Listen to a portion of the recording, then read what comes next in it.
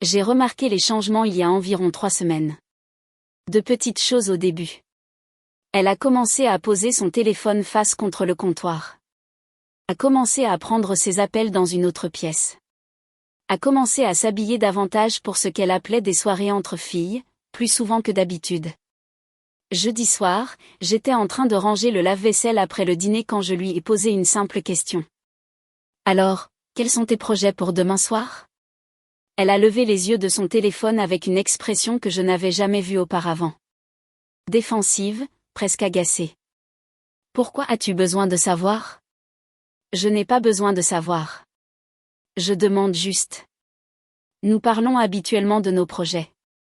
Eh bien, peut-être que je n'ai pas envie d'être interrogée chaque fois que je sors de la maison. J'ai arrêté ce que je faisais et me suis tournée vers elle. Interrogée ? Je t'ai posé une seule question. Tu m'interroges toujours sur où je vais, avec qui je suis, à quelle heure je rentrerai. C'est épuisant. J'ai séché mes mains lentement, prenant un moment pour assimiler ce qu'elle venait de dire. En 8 ans de mariage, je ne l'avais jamais interrogée. J'avais posé des questions normales de conjoint. Le genre de questions que l'on pose quand on se soucie de la journée de quelqu'un. Arrête de m'interroger sur mes projets, dit-elle, sa voix montant. J'ai le droit d'avoir une vie en dehors de cette maison sans te faire un rapport complet. La cuisine est devenue silencieuse, à l'exception du léger ronronnement du réfrigérateur. Je l'ai regardé, vraiment regardé, et j'ai vu quelqu'un que je ne reconnaissais pas. Quelqu'un qui cherchait la dispute pour rien, ou peut-être pour quelque chose qu'elle ne voulait pas que je sache. Tu as absolument raison, dis-je calmement. Elle cligna des yeux, surprise par ma réponse. Elle était prête à l'affrontement, prête à l'escalade. Mon accord la déconcerta. Oui, tu as complètement raison. Je m'excuse de t'avoir interrogé. Je ne te poserai plus la question. Elle étudia mon visage, essayant de savoir si j'étais sarcastique. Je ne l'étais pas. J'étais stratégique. D'accord, alors, dit-elle, reprenant son téléphone. Bien. Je finis de ranger le lave-vaisselle en silence. Puis je montai à notre chambre, pris mon téléphone et fis quelque chose que je n'avais jamais fait auparavant. J'allai dans les réglages et désactiver le partage de localisation. Tout. Localiser mes amis, Google Maps, tout. Puis j'ouvris un nouvel onglet de navigateur et cherchai des vols pour Nice. Si elle voulait de l'intimité, je lui en donnerais beaucoup. Et j'en prendrais un peu pour moi aussi. Le lendemain matin, elle était de meilleure humeur, probablement soulagée que j'aie reculé si facilement.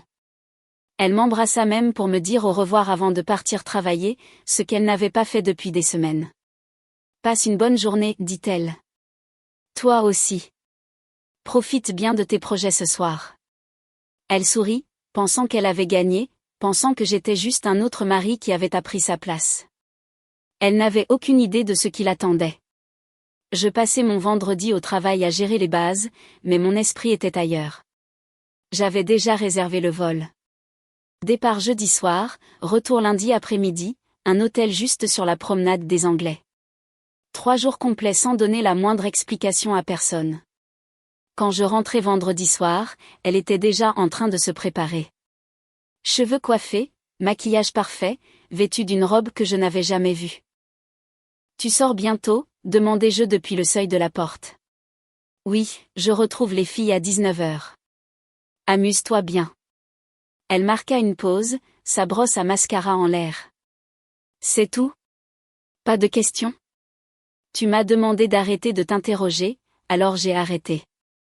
Elle avait l'air presque déçue, comme si elle avait finalement voulu la dispute, mais je ne lui en donnais pas. D'accord, je rentrerai probablement tard.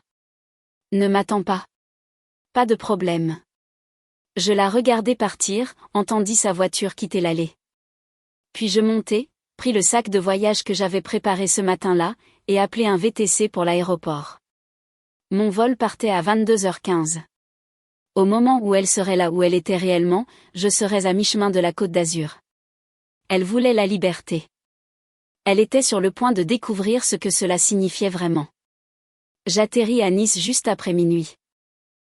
L'air doux me frappa en sortant de l'aéroport et je ressentis quelque chose que je n'avais pas ressenti depuis des mois, le soulagement. Pas d'explication, pas de justification, pas de marche sur des œufs, attendant la prochaine accusation. Je m'enregistrais à l'hôtel vers 1h du matin.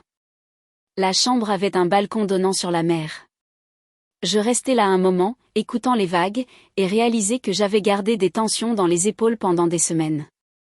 Samedi matin, je me réveillais avec 17 appels manqués et 32 messages, tous d'elle. Les premiers étaient désinvoltes. « Salut, tu es où? Tu es parti quelque part ?» Puis ils devinrent plus urgents. « Pourquoi tu ne réponds pas ?» Je m'inquiète. Au message numéro 20, la panique était évidente. « S'il te plaît, dis-moi juste que tu vas bien. » Ce n'est pas drôle. Je suis sur le point d'appeler la police. Je commandai le service en chambre, pris mon petit déjeuner sur le balcon et laissai tout en lu. Vers midi, j'envoyai enfin un seul message en retour. Je vais bien. Je profite de mon week-end. 3 petits points apparurent immédiatement, puis disparurent, puis apparurent à nouveau. Cela dura 2 bonnes minutes avant que sa réponse n'arrive. Tu es où? Je posai le téléphone et allai à la plage. Le reste du samedi fut parfait. Je déjeunai dans un restaurant niçois, me promenai dans le vieux Nice en admirant l'artisanat local, dîner dans un restaurant de fruits de mer où le serveur ne me posa aucune question personnelle, me servit juste de bons plats et me laissa seule. Mon téléphone ne cessait de vibrer. Je le vérifiai une fois vers 20h, 43 messages supplémentaires. Maintenant, elle traversait différentes émotions. Colère, peur, culpabilité, marchandage. Comment as-tu pu disparaître comme ça? As-tu la moindre idée de l'inquiétude que j'ai eue? J'ai cru qu'il t'était arrivé quelque chose. C'est cruel. Nous devons en parler. S'il te plaît, rentre à la maison. J'éteignis les notifications et m'endormis. Dimanche matin, elle tenta une approche différente. Les messages devinrent plus doux, plus manipulateurs. Je suis désolée si je t'ai fait du mal. Je ne voulais pas te blesser. Est-ce qu'on peut juste parler, s'il te plaît? Tu me manques. J'étais assis dans un café en train de prendre un café quand je décidai de répondre. Je serai à la maison lundi soir. Nous pourrons parler à ce moment-là. Sa réponse fut instantanée. Lundi? Tu ne reviens pas avant lundi? Correct. Mais où es-tu? Nice. Les 3 petits points apparurent et disparurent environ 20 fois. Puis plus rien. Silence radio pendant les 6 heures suivantes. Je passai le dimanche à faire exactement ce que je voulais. Louer un scooter des mers. Manger trop de tartes au citron. Regarder le coucher de soleil depuis un bar en rooftop. Ne poster absolument rien sur les réseaux sociaux. Ne dis à absolument personne où j'étais, exactement comme elle l'avait voulu. L'intimité. Lundi après-midi, je pris mon vol de retour. J'atterris vers 18h. Le VTC me déposa à la maison vers 19h30. Sa voiture était dans l'allée. Toutes les lumières de la maison étaient allumées. Je pris mon sac, marchai jusqu'à la porte d'entrée et utilisai ma clé comme n'importe quel autre jour. Elle se tenait dans le salon, m'attendant. Son visage était un désastre. Yeux rouges, pas de maquillage, cheveux attachés. Elle avait l'air de n'avoir pas dormi du week-end. Alors? Où diable étais-tu, dit-elle avant même que je n'aie refermé la porte. Je posai mon sac. Nice. Je te l'ai dit. Tu me l'as dit dimanche après que j'ai essayé de te joindre pendant 2 jours. Tu m'as demandé d'arrêter de t'interroger sur tes projets. J'ai pensé que tu apprécierais la même courtoisie. Sa bouche s'ouvrit, puis se referma. Elle essayait de trouver un angle, un moyen de me faire porter le chapeau. Ce n'est pas du tout la même chose, n'est-ce pas? Tu sors vendredi soir, tu ne me dis pas où tu vas réellement, tu rentres tard. Moi, je sors jeudi soir, je pars en voyage, je rentre lundi. Quelle est la différence? La différence, c'est que je n'ai pas disparu sans te le dire. Tu m'as dit de ne pas te poser de questions sur tes projets. Alors, j'ai aussi cessé de partager les miens. Ça me semble juste. Elle me regarda comme si j'avais une deuxième tête. Ce n'était pas le mari qu'elle connaissait. Celui qui s'excuserait, qui reculerait, qui la laisserait réécrire les règles à sa guise. J'ai essayé de vérifier ta localisation, dit-elle. Tu l'avais désactivée. J'apprécie mon intimité.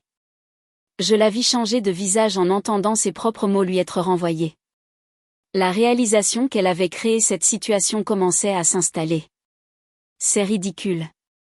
Tu ne peux pas simplement partir pour un week-end sans me le dire. Pourquoi pas?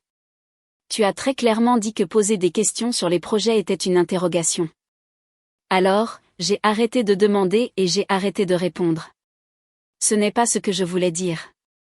Alors, qu'est-ce que tu voulais dire? Elle n'eut pas de réponse. Nous savions tous les deux ce qu'elle avait voulu dire.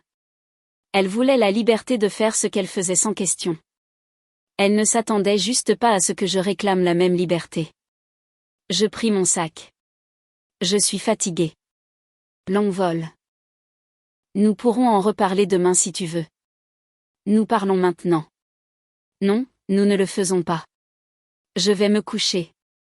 Je passai devant elle en direction des escaliers. Elle me saisit le bras. Tu ne peux pas simplement te dérober à cette conversation. Je regardai sa main sur mon bras, puis son visage. Lâche-moi. Quelque chose dans ma voix la fit lâcher prise immédiatement.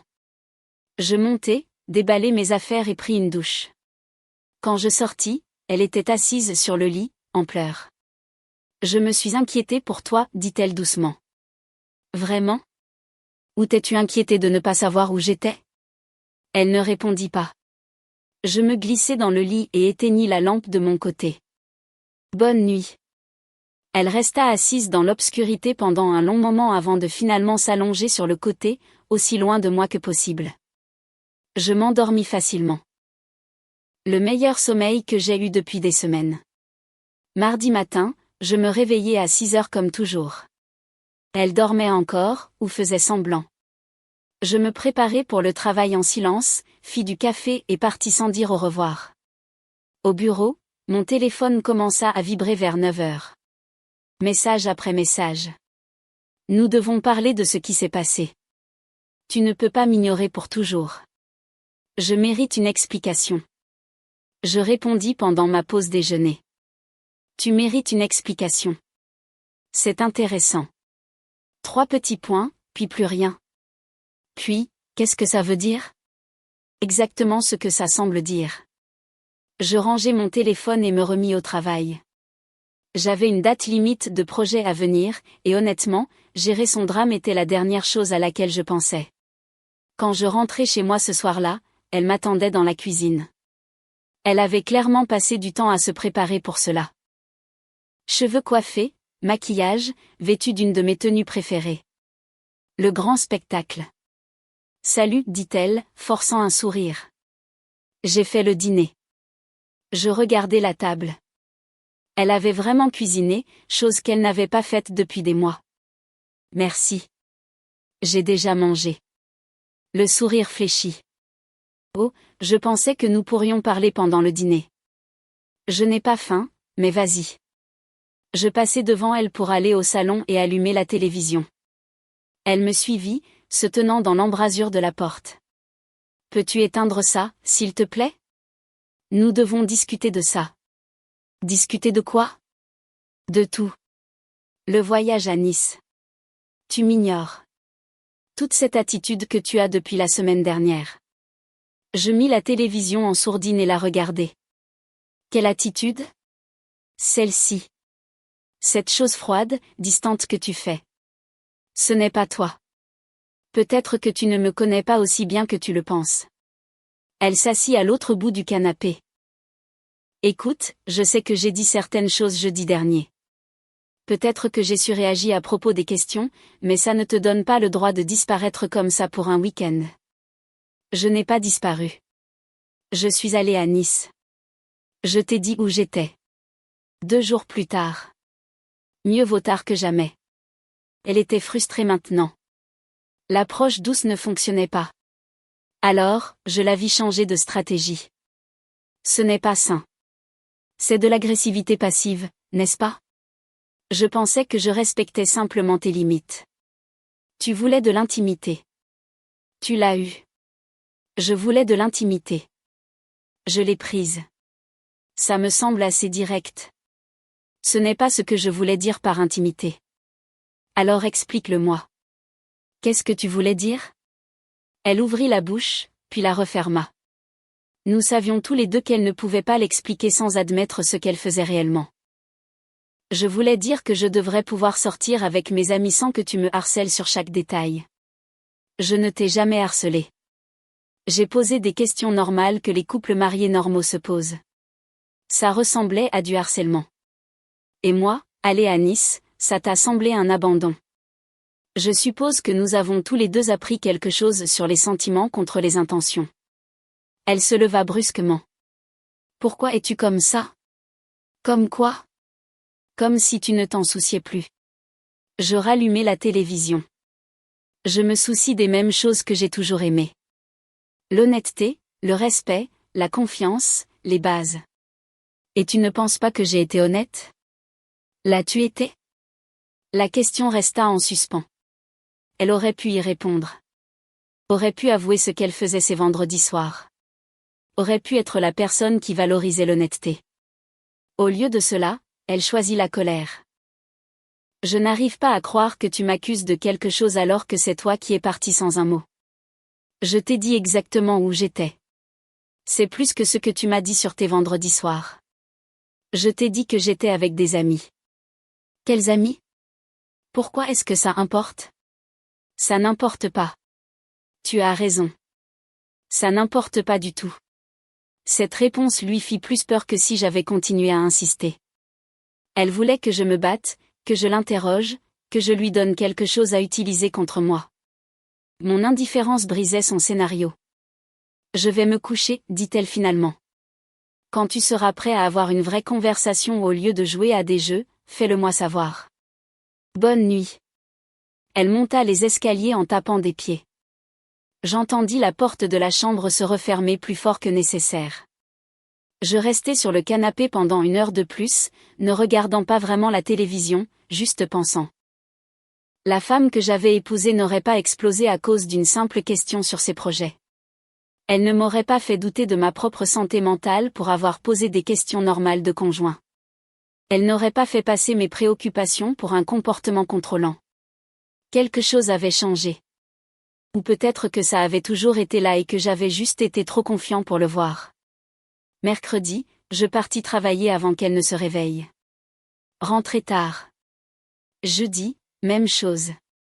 Elle tenta d'initier des conversations, mais je les gardais superficielles. La météo, les factures, si nous avions besoin de courses. Vendredi, elle était à bout de nerfs. Tu as une liaison, demanda-t-elle ce soir-là, de nulle part. Je levai les yeux de mon ordinateur portable. Quoi? Tu m'as entendu. Il y a quelqu'un d'autre? Tu me demandes si j'ai une liaison. Oui, c'est ce que tu penses qu'il se passe ici. Qu'est-ce que je suis censé penser d'autre? Tu es distant. Tu es froid. Tu as fait un voyage secret à Nice. Ce n'était pas secret. Je t'ai dit où j'étais. Après que tu y étais déjà. Je fermai mon ordinateur portable. Laisse-moi te demander quelque chose.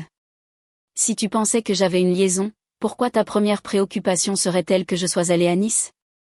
Ne t'inquiéterais-tu pas davantage de savoir avec qui j'étais? Elle cligna des yeux, prise au piège de la logique. Je ne comprends pas ce qui se passe.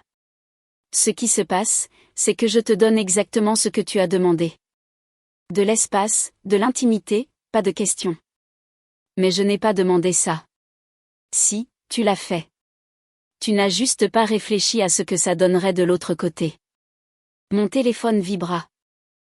Un message de Marc, mon collègue et l'un de mes rares amis proches. Un verre de main. Tu sembles stressé ces derniers temps. Je lui répondis.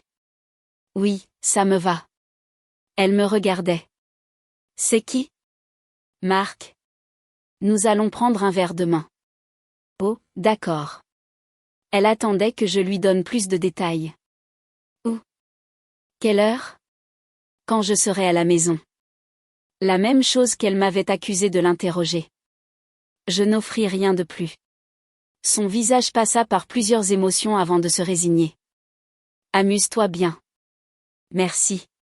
Samedi soir, je retrouvai Marc dans un bar du centre-ville. Nous avions travaillé ensemble pendant 5 ans, et il avait rencontré ma femme plusieurs fois lors d'événements d'entreprise. Alors, qu'est-ce qui se passe? Demanda-t-il après que nous ayons commandé. Tu as l'air ailleurs toute la semaine. Je lui racontai tout. La dispute sur les questions. Nice. La guerre froide à la maison. Il siffla doucement. C'est dur, mec. Le plus étrange, c'est que je ne me sens même plus si énervé par tout ça. Juste fatigué. Fatigué, c'est pire que la colère. La colère signifie que tu te soucies encore assez pour te battre. Oui. Il prit une gorgée. Je peux être honnête avec toi? Toujours. Je l'ai vu il y a quelques semaines. Vendredi soir, dans ce restaurant italien près de l'autoroute. Le Vivaldi. Je posais ma bière. D'accord. Elle n'était pas avec des amis. Elle était avec un type. Ils étaient assis dans une banquette d'angle. Plutôt cosy. C'était ça. La confirmation de ce que j'avais déjà suspecté mais n'avais pas voulu croire. Elle t'a vu? Non. Je venais chercher un plat à emporter. Je suis partie avant qu'il ne me remarque. J'ai failli t'envoyer un message ce soir-là, mais je ne savais pas si je devais le faire. C'est bon. J'apprécie que tu me le dises maintenant. Qu'est-ce que tu vas faire? Je fixai mon verre pendant un long moment. Je vais parler à quelqu'un. Un avocat, je veux dire, juste pour comprendre mes options. C'est juste. Si tu as besoin de quoi que ce soit, fais-le-moi savoir. Nous finîmes nos verres, parlâmes de travail, de choses normales entre amis. Quand je rentrai vers 23 heures, elle était toujours debout, regardant la télévision. Comment c'était? Demanda-t-elle, essayant de paraître désinvolte. Bien. Marc te salue. C'est gentil. Je montai sans un mot de plus. Je restai allongé dans le lit, fixant le plafond, pensant au Vivaldi, aux banquettes d'angle, au vendredi soir et aux réactions défensives et à tout ce qui prenait sang. Maintenant, je n'étais pas en colère. Marc avait raison à ce sujet. J'en avais juste assez. Dimanche matin, je cherchais des avocats spécialisés en divorce dans la région. Commençais à faire une liste de qui appeler. Lundi, le mariage était terminé. Il ne me restait plus qu'à l'officialiser. Lundi matin, je me portais malade au travail. Première fois en 3 ans. J'avais des rendez-vous à honorer et aucun d'entre eux n'impliquait le bureau. Je rencontrais 3 avocats différents. Le premier était trop cher. Le second semblait vouloir juste traîner les choses pour des heures facturables. Le troisième, un homme nommé Maître Dubois, était direct et honnête. « Depuis combien de temps êtes-vous mariés ?» demanda-t-il. 8 ans. Enfant? Non. Propriété? Nous louons. Le bail est à son nom. J'ai emménagé après notre mariage. Il hocha la tête, prenant des notes. Ça simplifie les choses. Des comptes joints? Un compte courant. J'en ai ouvert un séparé la semaine dernière et j'ai transféré la moitié de l'argent. Bien. C'est juste. D'autres biens? 2 voitures. Toutes les 2 payées. La mienne est à mon nom. La sienne est à son nom. Quelques meubles. Des affaires ménagères normales. Rien de majeur. Ça devrait être relativement simple alors. Divorce par consentement mutuel. Nous déposons. Elle reçoit les papiers. Il y a un délai d'attente, puis c'est fait. Combien de temps dans cette région? Minimum 60 jours à partir du dépôt. Ça pourrait être plus long si elle conteste. Elle le fera. Il se pencha en arrière sur sa chaise. Ils le font généralement, mais d'après ce que vous m'avez dit, elle n'a aucun motif pour l'empêcher. Vous voulez sortir de ça? C'est suffisant. Je l'engageai sur le champ. Nous passâmes l'heure suivante à discuter des détails, à remplir les formulaires, à discuter de la stratégie. Quand je quittai son bureau, je me sentis plus léger que je ne l'avais été depuis des semaines. Je passais le reste du lundi à mettre les choses en ordre. Appeler la compagnie d'assurance pour séparer nos polices. Mis à jour mon dépôt direct vers le nouveau compte bancaire. Changer ma personne à contacter en cas d'urgence au travail dès la marque. De petites choses, des choses importantes. Quand je rentrais à la maison ce soir-là, elle était dans la cuisine, préparant à nouveau le dîner. Une autre performance. Salut, tu es en retard. Tout va bien? Bien. J'avais des courses à faire. Oh, eh bien, le dîner est presque prêt. Je n'ai pas faim. Son visage s'affaissa. Tu n'as pas mangé avec moi depuis presque une semaine. J'ai été occupée. Occupée à m'éviter, tu veux dire? Je ne répondis pas. Je me dirigeais juste vers les escaliers. Je sais que tu as vu quelqu'un, dit-elle dans mon dos. Je m'arrêtai. Excuse-moi. Samedi soir. Marc t'a dit quelque chose. Je le vois bien. Je me retournai lentement. Qu'est-ce que tu penses qu'il m'a dit? Elle serrait le comptoir de la cuisine. Je ne sais pas, mais tu as été différent depuis. Différent comment? Plus froid? Plus distant? Comme si tu avais déjà tiré un trait? Peut-être bien. Les mots sortirent. Honnête, direct, sans jeu. Ses yeux s'écarquillèrent. Qu'est-ce que ça veut dire? Ça veut dire exactement ce que ça semble dire. Tu es en train de dire que tu veux partir? Je dis que je suis déjà partie, mentalement en tout cas. Le reste n'est que paperasse. Elle se rapprocha de moi. Non. Non. Nous pouvons arranger ça. Quoi que Marc ait dit. Quoi que tu penses qu'il s'est passé. Le Vivaldi, il y a 2 semaines. Vendredi soir.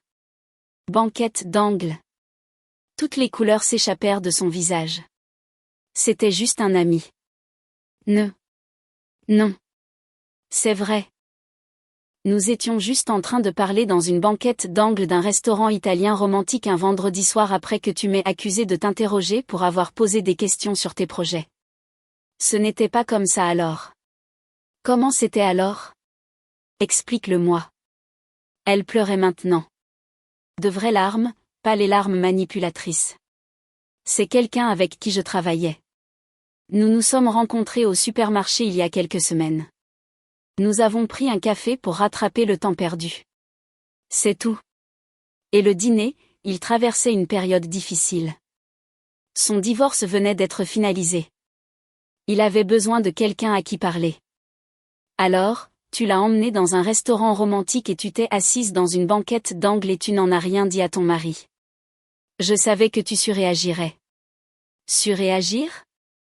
Tu veux dire réagir? Point. Parce que ce que tu as fait a franchi une limite et tu le savais, c'est pourquoi tu l'as caché. Rien ne s'est passé. Nous avons juste parlé de son mariage raté, de la difficulté du divorce, du plaisir d'avoir quelqu'un qui comprend. Son silence fut la réponse. Laisse-moi deviner, continuai-je. Il s'est plaint de son ex-femme. Tu as compati, peut-être t'es-tu un peu plainte de moi, de la façon dont je posais trop de questions, de la façon dont je ne te laissais pas d'espace. Et il a été d'accord avec tout ça parce que c'est ce que font les gens qui veulent quelque chose. Il valide tout ce que tu dis. Tu tords les choses. Vraiment? Parce que de mon point de vue, ça semble assez simple. Tu voulais passer du temps avec un autre homme sans que je le sache. Alors, tu as cherché la dispute à propos des questions, tu m'as accusé de comportement contrôlant, tu m'as fait passer pour le méchant afin de justifier ce que c'est. Ce n'est pas une liaison. Peut-être pas encore, mais c'est là que ça allait et nous le savons tous les deux. Elle s'effondra dans une chaise, sanglotant. Je suis tellement désolée. Je suis tellement désolée. C'était stupide. Je ne pensais pas clairement. Tu pensais très clairement. Assez clairement pour choisir un restaurant à l'autre bout de la ville. Assez clairement pour me le cacher. Assez clairement pour exploser à mon encontre pour une simple question. S'il te plaît, nous pouvons arranger ça. Nous pouvons aller en thérapie. Je couperai tout contact avec lui. Tout ce que tu veux. Je m'assis en face d'elle. Non pas parce que j'y réfléchissais, mais parce que j'avais besoin qu'elle voie mon visage quand je dirais ce qui allait suivre. Je ne veux pas arranger ça. Quoi? J'en ai fini. Non pas à cause de lui spécifiquement. À cause de ce que tu es devenu. La femme que j'ai épousée n'aurait pas agi en douce. N'aurait pas remis en question mes questions normales. N'aurait pas fait en sorte que je me sente fou de m'inquiéter de sa vie. Je peux changer. Tu le peux probablement, mais je ne veux pas attendre de voir si tu le fais. Tu ne vas même pas essayer? Essayer quoi? Essayer de te faire confiance à nouveau après que tu aies menti. Essayer de me sentir en sécurité après que tu m'aies accusé d'interrogatoire pour une communication de base. Essayer d'être heureux avec quelqu'un qui avait besoin d'attention d'un autre homme pour se sentir valorisé. Elle n'eut aucune réponse à tout cela. J'ai vu un avocat aujourd'hui, dis-je doucement. Les papiers seront déposés d'ici la fin de la semaine. Non, s'il te plaît. Non. Je t'aime. Tu aimes l'idée de moi, la stabilité, la sécurité, mais tu ne m'aimes pas assez pour être honnête, et je ne peux pas construire une vie là-dessus. Je me levai. Je dormirai dans la chambre d'amis jusqu'à ce que je trouve un endroit. La maison est à ton nom, donc tu peux rester. Je serai parti d'ici un mois. C'est à cause de Nice, n'est-ce pas? Tu me punis. Nice était une bouffée d'air pour moi. C'est moi qui prends une décision. Il y a une différence. Je montai, pris mon oreiller et quelques vêtements, et m'installai dans la chambre d'amis. Elle ne me suivit pas, ne frappa pas à la porte, pleura juste dans la cuisine pendant que j'aménageais mon espace temporaire. Vers minuit, elle glissa un mot sous la porte. Je le trouvai le matin. Je sais que j'ai fait une erreur, mais jeter 8 ans à cause d'un dîner avec un ami me semble extrême. S'il te plaît, reconsidère. Je ferai n'importe quoi. Je pliai le mot et le mis dans ma poche. Non pas parce que je voulais le garder, mais parce que mon avocat pourrait en avoir besoin comme preuve que je l'avais informé de mes intentions. Mardi matin, je partis travailler comme d'habitude. Me concentrer sur mes projets. Déjeuner avec Marc et lui raconter tout. Comment te sens-tu? Demanda-t-il. Soulagé, honnêtement, comme si je pouvais enfin respirer. Bien. Tu mérites mieux que ça. Merci de m'avoir parlé du Vivaldi. J'avais besoin de savoir. C'est à ça que servent les amis. Quand je rentrai chez moi ce soir-là, elle tenta une dernière fois. J'ai tout arrêté, bloqué son numéro, supprimé de partout. Regarde, elle me montra son téléphone. D'accord. D'accord, c'est tout. Qu'est-ce que tu veux que je dise? Bravo d'avoir fait ce que tu aurais dû faire il y a des semaines. Je veux que tu dises que nous pouvons nous en sortir. Nous ne pouvons pas. Je te l'ai déjà dit. Pourquoi pas? Parce que la confiance n'est pas quelque chose que tu peux reconstruire en un jour, une semaine, ni même un mois. Et je n'ai pas l'énergie d'essayer. Elle me regarda avec des yeux désespérés. Alors, c'est ça. Une erreur et tu es parti. Ce n'était pas une erreur. C'était une série de choix et le dernier que je choisis de faire, c'est de partir. Je passai devant elle pour aller à la chambre d'amis et fermer la porte. Les papiers seraient prêts vendredi et alors ce chapitre de ma vie serait enfin terminé. Vendredi arriva plus vite que prévu. Maître Dubois appela vers midi. Les papiers sont prêts. Vous pouvez venir les chercher cet après-midi ou je peux les faire signifier directement. Je vais les chercher. Je veux les lui remettre moi-même. Vous êtes sûr? La plupart des gens préfèrent. Je suis sûre. Je partis du travail plus tôt et me rendis à son bureau. L'enveloppe me sembla plus lourde qu'elle n'aurait dû l'être. Quand je rentrai chez moi, elle était assise sur le canapé, l'air d'avoir attendu toute la journée. Nous devons parler, dit-elle dès que j'entrai. Nous le devons. Je posai l'enveloppe sur la table basse entre nous. Elle la fixa. Qu'est-ce que c'est? Les papiers de divorce. J'ai besoin que tu les signes. Son visage s'effondra. Tu l'as vraiment fait. Je t'ai dit que je le ferais. Je pensais. Je pensais que si je te donnais de l'espace, si je te montrais que j'étais sérieuse dans ma volonté de changer. Ce n'est pas une question d'espace. C'est une question de respect. Et tu as cessé de me respecter au moment où tu as choisi de cacher des choses au lieu de me parler. Elle prit l'enveloppe d'une main tremblante, puis la reposa sans l'ouvrir. Je ne peux pas signer ça. Tu le feras éventuellement. Cela ne fait que commencer le processus. Et si je refuse? Alors ça prendra plus de temps. Mais le résultat sera le même. Elle me regarda avec quelque chose de proche de la haine. Tu es allé à Nice pour me punir. Je suis allée à Nice parce que j'avais besoin de réfléchir. Et pendant que j'étais là, j'ai réalisé quelque chose. J'ai été plus heureux en 3 jours seul que je ne l'avais été en 3 mois avec toi. Cela la frappa durement. La vérité fait généralement cet effet. Je t'ai donné 8 ans de ma vie.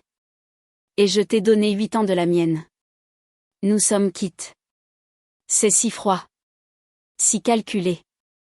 Ce n'est pas toi. Non, c'est exactement moi. Tu n'as juste jamais pris la peine d'apprendre qui j'étais. Je me levai. J'ai trouvé un endroit. Une location mensuelle. Je déménage mes affaires ce week-end. Tu peux garder les meubles que tu veux. Je n'ai pas besoin de grand-chose. Où? Ça n'a pas d'importance. Elle ne répondit pas. J'allai dans la chambre d'amis et commençai à faire mes valises. Vêtements, ordinateur portable, documents importants. Tout le reste pouvait attendre. Elle apparut dans l'embrasure de la porte. Mes parents vont poser des questions. Dis-leur la vérité. Ou non. Je m'en fiche maintenant. Ils me blâmeront probablement, mais c'est entre toi et eux. Elle me regarda faire mes bagages en silence pendant quelques minutes, puis doucement. Je t'aimais vraiment. Passé. Choix intéressant. Ce n'est pas ce que je voulais dire. C'est ce que tu as dit. Je fermai mon sac. Je reviendrai demain pour le reste. S'il te plaît, ne sois pas là quand je viendrai. Ce sera plus facile pour nous deux. C'est vraiment en train d'arriver. Oui. Je n'ai jamais pensé que tu partirais vraiment. Je sais. C'était le problème. Je portais mon sac en bas et jusqu'à ma voiture. Ne regardez pas en arrière. Pas besoin. L'appartement que j'avais trouvé n'était pas grand-chose. Un petit 2 pièces au 2e étage, mais il était à moi. Pas d'histoire partagée, pas de souvenirs. Je passais le vendredi soir à m'installer, lit, télévision, commander une pizza, m'assis sur mon nouveau canapé et ressentis quelque chose que je n'avais pas ressenti depuis des mois. La paix. Samedi, je retournai à la maison. Elle était partie comme je l'avais demandé. Je rangeai le reste de mes affaires, les chargeai dans un camion emprunté à Marc. Sur le comptoir de la cuisine, elle avait laissé les papiers de divorce signés. Je n'étais pas surpris. Maître Dubois m'avait prévenu qu'elle résisterait, mais cela n'avait pas d'importance. Le processus avait commencé. Dimanche, je dormis jusqu'à 10 heures, fis le petit déjeuner dans ma propre cuisine, allai courir, ne fis absolument rien de productif. C'était parfait. Lundi matin, retour au travail. Vie normale, pas de drame, pas de questions sur où elle était ou ce qu'elle faisait. Marc me retrouva pour un café. Comment est le nouvel endroit? Calme. Bien. Calme ou solitaire? Calme. Bien. Calme. J'avais oublié ce que ça faisait. 3 semaines plus tard, elle signa enfin les papiers. Maître Dubois appela avec la nouvelle. Elle demande la moitié de la valeur de votre voiture. Non, c'est ce que j'avais imaginé. Je m'en occuperai. Elle n'eut pas la voiture. N'eut rien d'autre que ce qui était toujours à elle. Le règlement fut propre, juste et rapide. 67 jours après le dépôt, c'était officiel. J'étais libre. 6 mois plus tard, je la croisai au supermarché. Elle avait l'air différente, fatiguée. Elle commença à dire quelque chose, mais je me contentai de hocher la tête et de continuer à marcher. Il n'y avait plus rien à dire. Ce week-end-là, je repris l'avion pour Nice. Même hôtel, même plage. Mais cette fois, je ne fuyais rien. Je vivais juste ma vie, et ça me semblait incroyable. Un an plus tard, je reconnaissais à peine mon ancienne vie. L'appartement s'était transformé en une maison, une petite location de 3 pièces dans un meilleur quartier. J'avais obtenu une promotion au travail. Avait recommencé à faire de la musculation. Avait renoué avec des amis que j'avais perdus de vue pendant le mariage. Marc et moi déjeunâmes un après-midi. Tu as bonne mine, mec. Sérieusement. Le jour et la nuit par rapport à l'année dernière. Je me sens bien. Mieux que je ne l'ai été depuis longtemps. Des regrets d'être partie? Pas une seule fois. J'ai entendu dire qu'elle était à nouveau fiancée. Je pris une bouchée de mon sandwich. Tant mieux pour elle. C'est tout? Pas de réaction? Qu'est-ce que tu veux que je dise? J'espère qu'elle est heureuse. J'espère qu'elle a appris quelque chose. Mais honnêtement, je ne pense plus beaucoup à elle. Et c'était la vérité. Elle était devenue un chapitre de mon passé, pas une présence constante dans mon présent. Tu vois quelqu'un? Demanda Marc nonchalamment. Rien de sérieux. Je ne suis pas pressé. Intelligent. Ce week-end-là, je repris l'avion pour Nice. 3e fois depuis le divorce. C'était devenu mon bouton de réinitialisation. L'endroit où j'avais retrouvé qui j'étais en dehors de ce mariage. Je m'assis sur la même plage, regardant le coucher de soleil. Pensez à tout ce qui m'avait mené ici. La dispute sur les questions, le voyage que j'avais fait par dépit et qui était devenu quelque chose de plus. La guerre froide, la découverte, le divorce, tout cela avait semblé dévastateur à l'époque. Mais avec le recul, c'était la meilleure chose qui pouvait arriver. Elle avait voulu la liberté sans la responsabilité, l'intimité sans le partenariat, l'espace sans la communication. Je lui avais donné tout cela, juste pas de la manière qu'elle attendait. L'ironie ne m'échappa pas. En exigeant que j'arrête de poser des questions, elle m'avait poussé à ne plus me soucier des réponses. Et une fois que je ne me souciais plus, partir devint facile. Mon téléphone vibra. Un message de Charlotte, quelqu'un que j'avais rencontré lors d'une conférence professionnelle le mois dernier. Comment est Nice? Parfait. J'aimerais que tu sois là. La prochaine fois. Marché conclu. Je souris. Charlotte était différente. Directe. Honnête. Nous parlions pendant des heures de tout et de rien. Pas de jeu, pas de sens caché, juste une conversation authentique.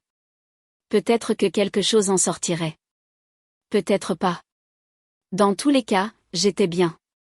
Le soleil plongea sous l'horizon, peignant le ciel d'orange et de violet. Je finis ma boisson et me levai, brossant le sable de mon short. Mon ex-femme m'avait appris une leçon importante. Quand quelqu'un vous montre qui il est, croyez-le. Et quand il exige de l'espace, donnez-lui exactement cela. Soyez juste prêt à en prendre un peu pour vous aussi. Je retournai vers l'hôtel, planifiant déjà la location d'un scooter des mers le matin. Le restaurant niçois pour le déjeuner. Peut-être appeler Charlotte plus tard, voir si elle voulait faire un appel vidéo. La vie était simple maintenant, sans complications, et j'avais appris quelque chose de précieux de tout ce gâchis. La liberté n'est pas quelque chose que l'on exige de quelqu'un d'autre. C'est quelque chose que l'on revendique pour soi-même. J'ai revendiqué la mienne à Nice il y a 1 an, et je n'ai jamais regardé en arrière.